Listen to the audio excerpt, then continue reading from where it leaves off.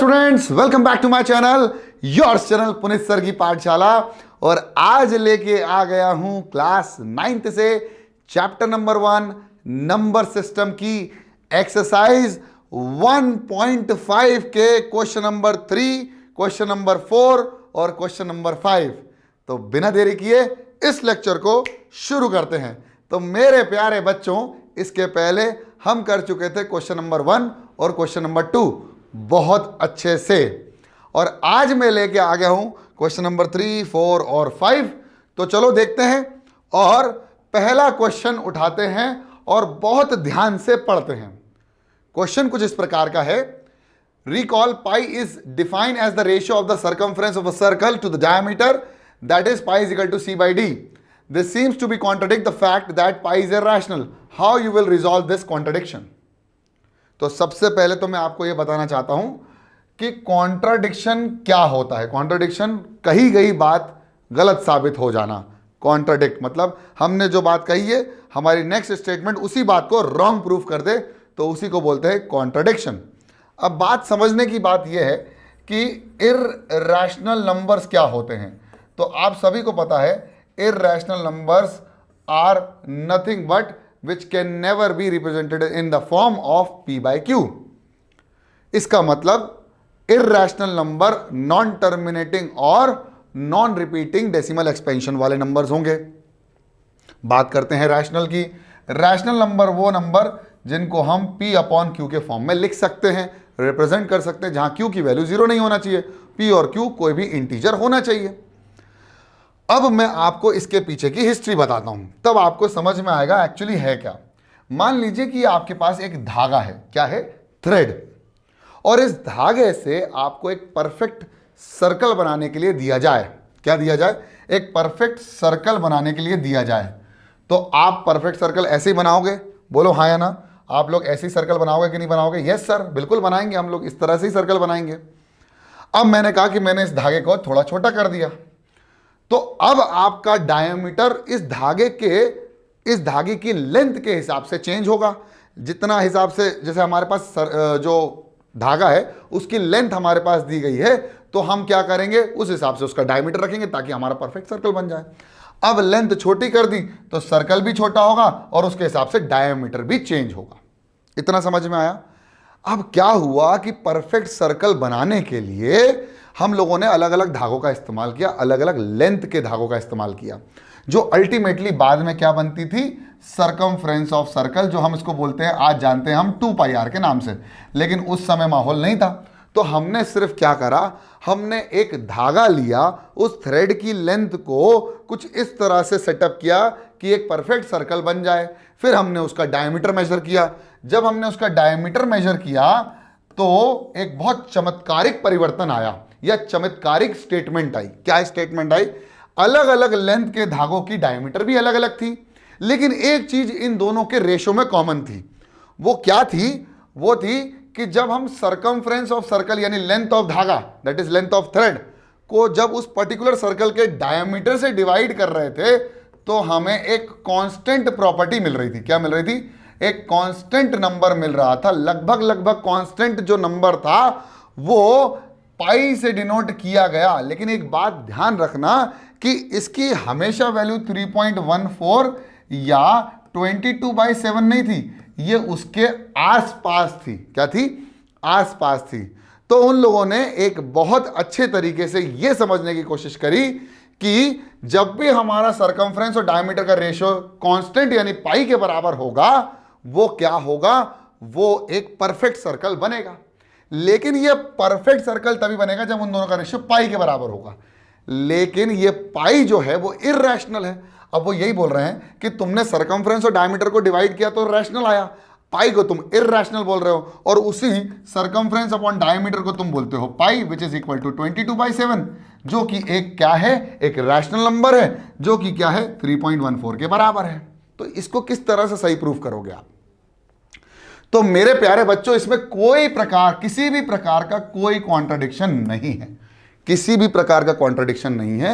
हम अभी भी यही कह रहे हैं कि c/d का जो वैल्यू होगा वो पाई के बराबर होगा। पाई इर्रेशनल नंबर है जिसकी लगभग वैल्यू जिसकी लगभग लगभग यानी एग्जैक्ट या एब्सोल्यूट वैल्यू नहीं है, जिसकी लगभग लगभग वैल्यू 22/7 या 3.14 होगी, जो कि पाई इन टर्म्स रैशनल होगा, लेकिन जब हमने उस पर्टिकुलरली को लगभग लगभग या अप्रॉक्सीमेटली वैल्यू ली है तो हमने उसको 22/7 ली है।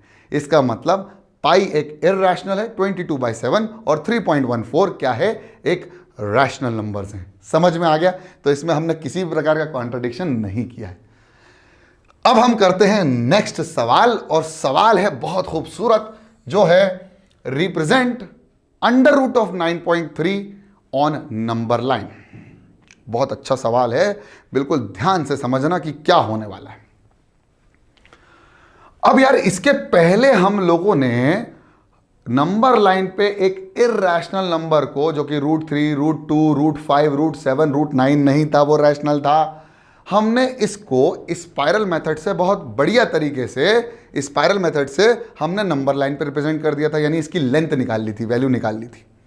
अब प्रॉब्लम यह है कि represent root under root of 9.3, अब हमारे पास उस समय जो हम स्पाइरल मेथड इस्तेमाल कर रहे थे, उस स्पाइरल मेथड में अंडर रूट ऑफ जो x था, वो x का मान एक नेचुरल नंबर था।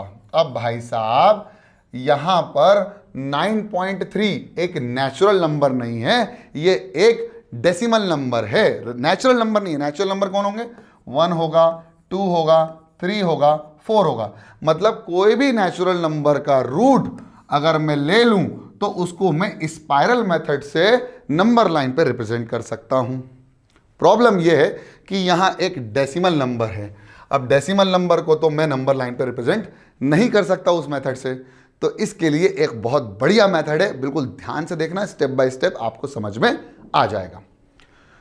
अब आपके पास एक नंबर है, मान लीजिए √9.3 आपके पास दिया हुआ है, आपको कुछ नहीं करना है, इसको क्या मानना है, अंडर रूट ऑफ x दिया हुआ है, ये मान के चलो कि ये जो x है यही इंपॉर्टेंट है।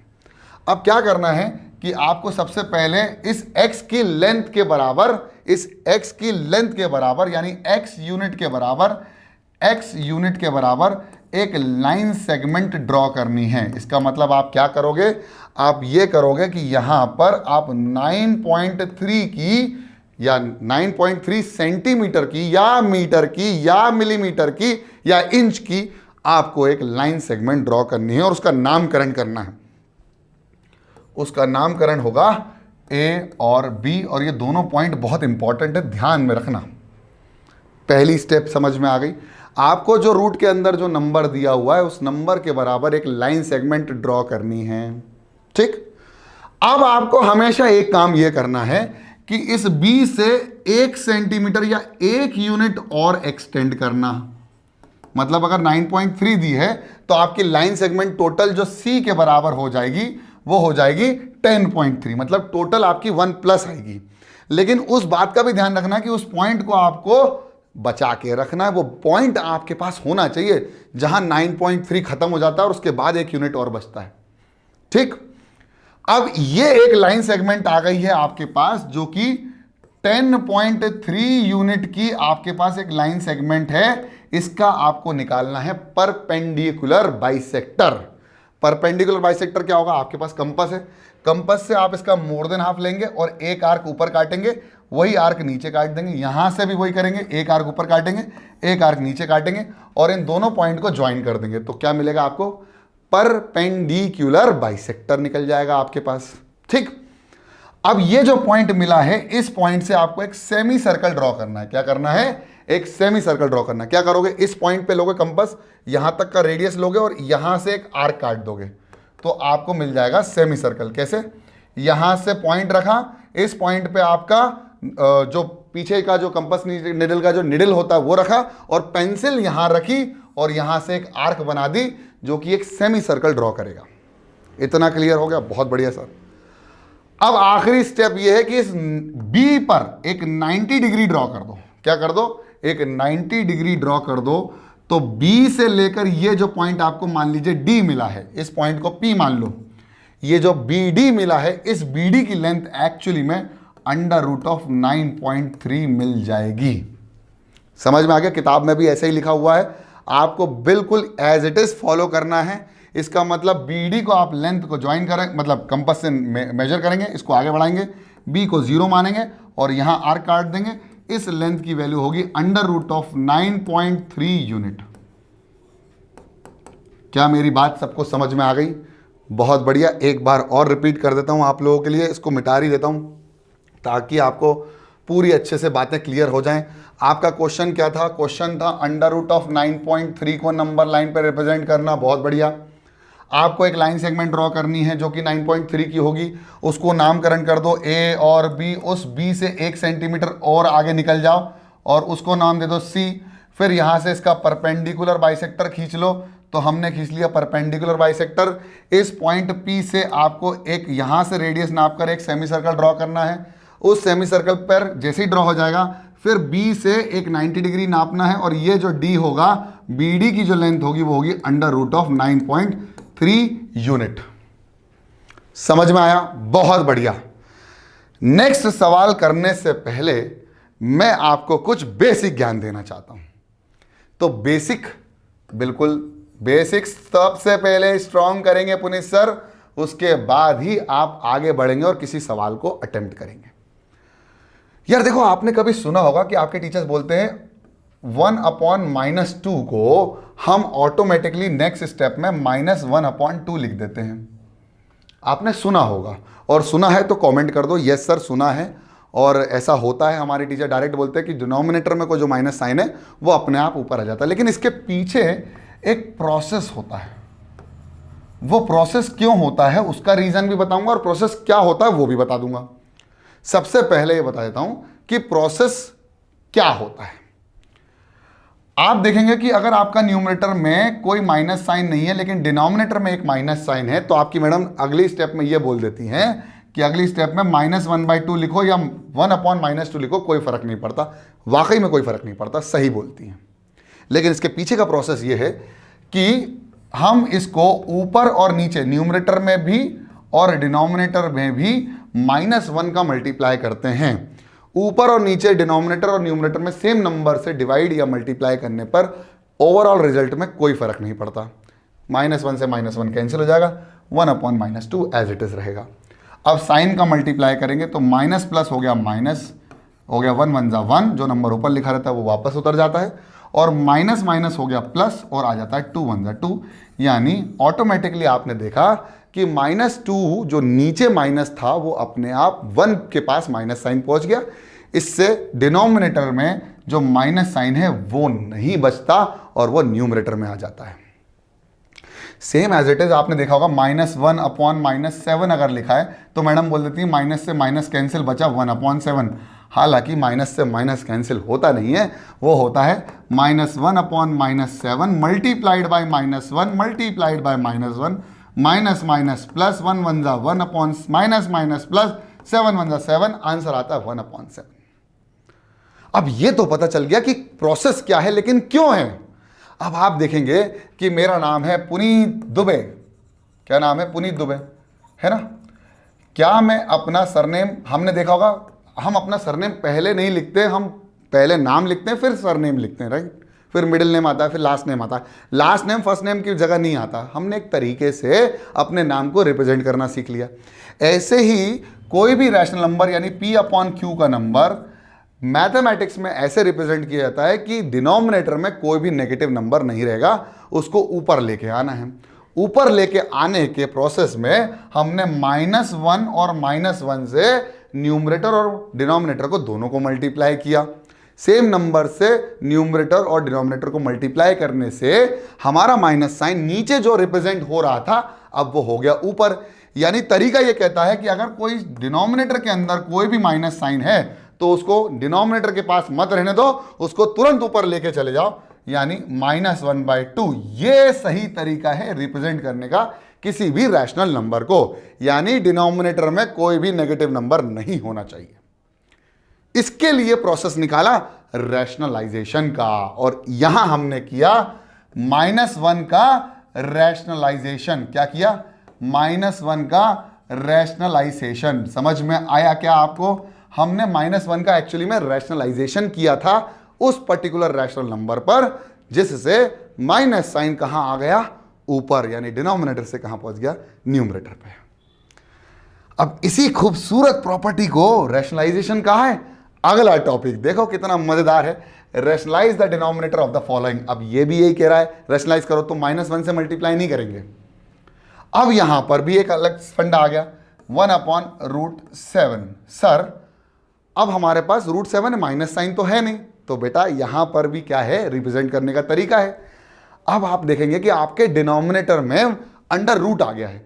मैथ्स में, मैथमेटिक्स में इसको, रूट को हम डिनोमिनेटर में कभी नहीं लिखते, तो हमें इस डिनोमिनेटर से रूट हटाने के लिए एक प्रोसेस का इस्तेमाल करना पड़ेगा, और उसी प्रोसेस को कहा जाता है रैशनलाइजेशन। समझ में आ गया? बहुत बढ़िया। अब बात करते हैं कि कैसे करेंगे। तो पहला सवाल है 1/√7।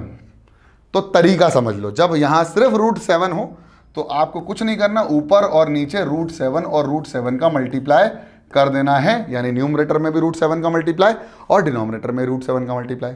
ठीक है, इससे होगा क्या, √7 1 जा √7, तो देखना आप, और √7 इंटू 7, √7 आ जाएगा 7, यानी आप देखें आप डिनोमिनेटर से रूट हट चुका है, और इसी प्रोसेस को क्या कहा गया है, रैशनलाइजेशन। तो आपको कुछ नहीं करना, अगर आपके साथ कुछ ऐसा नंबर है, यानी अंडर रूट में -7 आ गया है, मल्टीप्लाई कर दो √7 और √7 से, यानी अगर 2/√2 आया है तो भी √2 और √2 से मल्टीप्लाई कर दो। इन क्वेश्चन के लिए 2√2/2 और 2 से 2 कैंसिल, बचेगा √2। मेरे ख्याल से आपको ये वाला क्वेश्चन समझ में आ गया होगा। अब ये क्वेश्चन समझने के बाद तुरंत बच्चे बोलेंगे अब तो हम क्वेश्चन को हलवा कर देंगे सर। देखो next, 1/√7 minus √6। Sir √7 into √6, √7 into √6, अरे सर हो ही नहीं रहा, हो ही नहीं रहा। तो बेटा इस तरह से इसका रैशनलाइजेशन नहीं होगा। इस क्वेश्चन के लिए आपको एक और नई कॉन्सेप्ट को सीखना पड़ेगा। यहां सिर्फ एक रूट वाला था, यहां पर कोई मल्टीप्लिकेशन या कोई माइनस या प्लस के साथ कोई नंबर नहीं था, कोई दूसरा नंबर नहीं था, इसलिए हमने डायरेक्टली उसी नंबर से उसको मल्टीप्लाई कर दिया, न्यूमरेटर और डिनोमिनेटर को।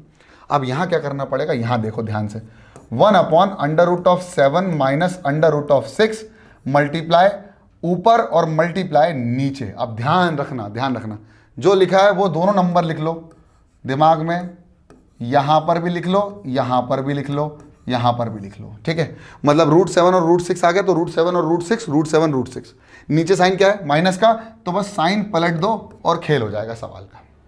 साइन पलटो, खेल हो गया सवाल का। देखो √7 प्लस √6 बन जा, तो आएगा √7 plus √6 upon a plus b, a minus b, तो √7 का स्क्वायर माइनस √6 का स्क्वायर, आंसर आएगा √7 प्लस √6 अपॉन √7 का स्क्वायर आ जाएगा 7, √6 का आ जाएगा 6, आ जाएगा √7 plus √6 upon 1, and that is your answer. यानी हमने रैशनलाइज करके डिनोमिनेटर में से रूट हटा दिया है, और यही प्रोसेस होता है रैशनलाइजेशन, क्योंकि डिनोमिनेटर में हम नहीं चाहते कि रूट हो। अगला क्वेश्चन मैं कर देता हूं आपके लिए, ये आप खुद करेंगे, कैसे करेंगे मैं बताता हूं हिंट। √5 प्लस √2, दोनों नंबर लिख लो, √5 भी लिख लो, √2 भी लिख लो, फिर नीचे √5 भी ले लो, √2 भी ले लो, प्लस है तो माइनस, प्लस है तो माइनस, बस दोनों तरफ माइनस माइनस कर देना, नीचे माइनस ऊपर प्लस मत कर देना, तो कटेगा नहीं, ये दोनों कटना चाहिए आपस में। अब देखो कर ही देता हूं, √5 माइनस √2 अपॉन √5 का स्क्वायर माइनस √2 का स्क्वायर। मुझे लगता है कि यहां समझ में नहीं आया क्या स्क्वायर वाला, अभी समझा देता हूं। ऊपर तो वैसे का वैसे रहेगा, √5 माइनस √2 अपॉन, अब √5 का स्क्वायर, अब √5 का स्क्वायर कहां समझाऊं, यहां देखो, √5 का स्क्वायर मतलब √5 इंटू √5। जिसने मेरा पिछला लेक्चर देखा है उसको ये समझ में आ जाएगा कि इसको लिखेंगे √25 और आ जाएगा ये 5। कैसे, जब एक दोनों रूट मल्टीप्लाई हो रहे हैं तो √1 लेंगे और दोनों नंबर को मल्टीप्लाई कर देंगे, और 5 में से एक 5 बाहर आ जाएगा, तो आ जाएगा 5। ठीक है, ऐसे यहां पर भी क्या है, √7 का स्क्वायर तो 7, √6 का स्क्वायर 6, तो आ जाएगा 5 माइनस 2, आंसर आएगा √5 minus √2 upon 3, and this will be your answer. समझ में आया? आज तो मैं इस एक्सरसाइज को खत्म कर देता हूं और इसको मैं ऊपर लेके जाता हूं और आप लोगों के लिए आखिरी क्वेश्चन करता हूं, बहुत मजेदार, √7 - 2। ध्यान से देखना, चलो पॉज करो और करके बताओ, कमेंट करो और फिर मेरा चेक करना कि आपका आंसर मेरे बराबर आया है कि नहीं, सेम आया है कि नहीं आया। अगर आ जाए तो कमेंट कर देना। देखो ध्यान से, रैशनलाइज करने के लिए √7 लेना पड़ेगा, साथ में 2 भी है तो 2 भी ले लो, √7 ले लो और 2 भी ले लो। अब आप बोलोगे सर यहाँ √2 तो है नहीं, आपने 2 क्यों लिया? बेटा बिना उसके उस नंबर को लिए हम रैशनलाइज नहीं कर पाएंगे, इसलिए लेना पड़ेगा। तो माइनस है तो क्या लगा दो, प्लस, माइनस है तो प्लस लगा दो, बहुत बढ़िया। ऊपर मल्टीप्लाई कर दो तो आएगा √7 + 2 अपॉन √7 का स्क्वायर -2 का स्क्वायर, क्योंकि 2 पर रूट नहीं है तो हम 2 का स्क्वायर ले लेंगे, a + b है -b। देखो फॉर्मूला है ना, a + b × a - b तो आता है a² - b²। बहुत शानदार, एक नंबर, मजा आ गया। ये हो जाएगा √7 + 2 अपॉन √7 का स्क्वायर 7, 2 का स्क्वायर 4। आंसर आएगा √7 + 2/7 - 4 इज द आंसर 3। और कमेंट कर देना कि आपका भी यही सेम आंसर आया है। आपको मेरी तरफ से थम्स अप और दिल मिल सकता है। आई होप आपको ये समझ में आ गया क्वेश्चन, और इसके बाद ये एक्सरसाइज मेरे ख्याल से खत्म हो गई। आई होप आपको ये एक्सरसाइज समझ में आई। नहीं समझ में आई तो कमेंट कर दो, और अगर आ गई है तो लाइक ठोक दो, चैनल को सब्सक्राइब कर दो नए हो तो, और शेयर कर दो। तब तक के लिए पढ़ते रहो, बढ़ते रहो, देखते रहो पुनीत सर की पाठशाला। जय हिंद मेरे दोस्तों।